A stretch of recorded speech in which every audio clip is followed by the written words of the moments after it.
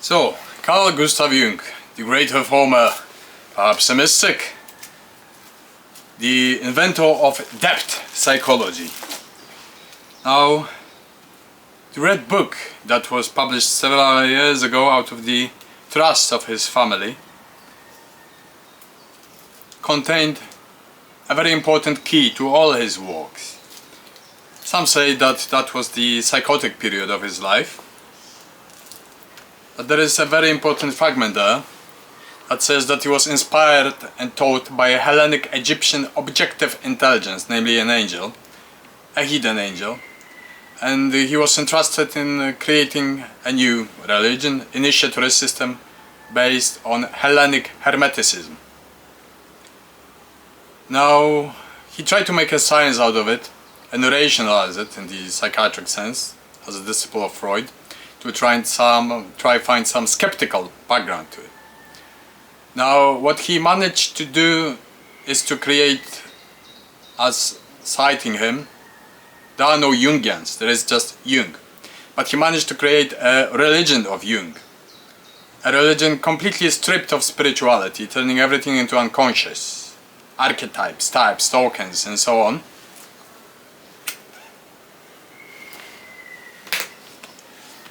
And that proved to be a disaster.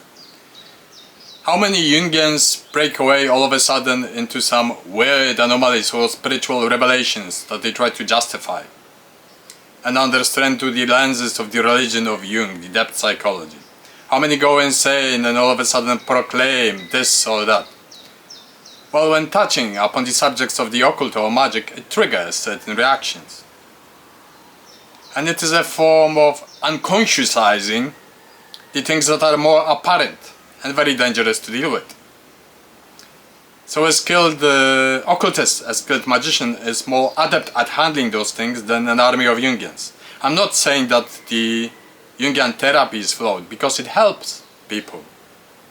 In other ways, it helps delivering these symbols, the coexis, condensed experiences, the affect images, in order to dismantle them and reorganize the energy someplace else. There was one disciple of Carl Gustav Jung, it was John Weir Perry, with the Institute in, I believe, San Francisco. And he practiced a combined magical or shamanic and Jungian depth psychology retrieval center of psychotics that were having medium to small scale necessary situations that were requiring intervention. And he was highly successful with that, 80% of remissions of psychosis. He treated psychosis as a process of self-healing of the mind. In other words, you must be led through it, like through the valley of the shadows, in order to reorganize. But there is also magic in that.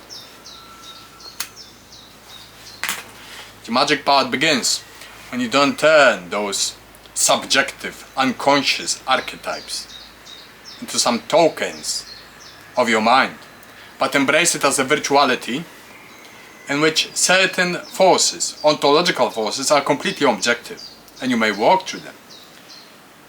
Now, claiming science in the depth psychology or the Jungian psychotherapy ended in 1950s with one quantum physicist, I believe it was Niels Bohr or Wilhelm, someone else. However, he said that Jungian science, he withdraws his support from it because it is more of an art than a science. And he was completely right. There's nothing scientific about Jungian art. The problem is that the art got a bit misdirected because it was not compensated or fulfilled by the whole mysticism contained in the Red Book of Jung. And you may either admit that he was psychotic or that he really lived through a period of heavy duty mystical experiences, a receptive person that met with the divine and then, according to age, rationalized it into the paradigm of his depth psychology, light version of psychiatry. Think about that. And all his studies, alchemical studies, Mysterium Cognitionis, development of personality, very good works. But they lack one single element, that is that that puts essence of divinity into all that as an objective force. Thank you.